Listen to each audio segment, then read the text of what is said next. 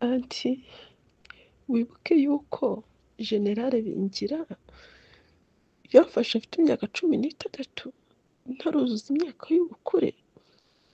Ibuka 2020.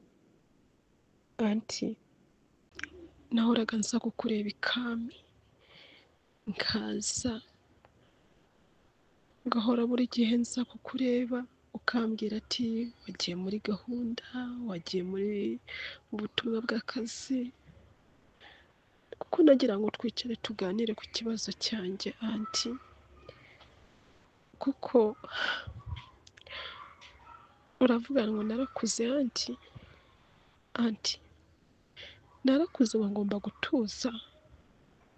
Oya anti, kuko icyambere kimwe generale Bingira ntabwo njye twari tuziranye. Iyo ataza kuba wowe nari guhurira he na generale Bingira anti? Ko generale Bingira yari umusirikare mugenzi wawe, niwo mwakoranaga.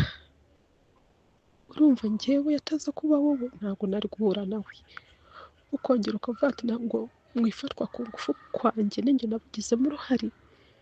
Anti ntabwo nigeze ngira uruhare mu gufatwa ku ngufu kwanjye, ni ukuri ntabwo nigeze ngira uruhare pe. Banza urebe aho igihe kigeze, turi ibintu byabaye mu 2020, none tugeze mu 2025, umwaka urarangiye anti. Ndakubwira ati umva nufashe mu kibazo cyanjye anti, ariko ndabona ntacyo bikubwiye anti. Ushaka nkora iki koko?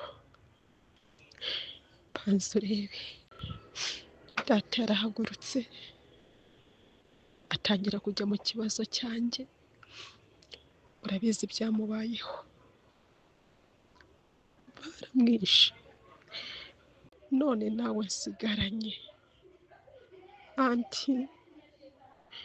Aho kugira ngo uhaguruke ushakire ubutabera, uvugisha ukuri anti, generale Bingira kare wabigizemo uruhare anti, nawe uricecekeye nta kintu uri kumfasha anti. Nkora iki?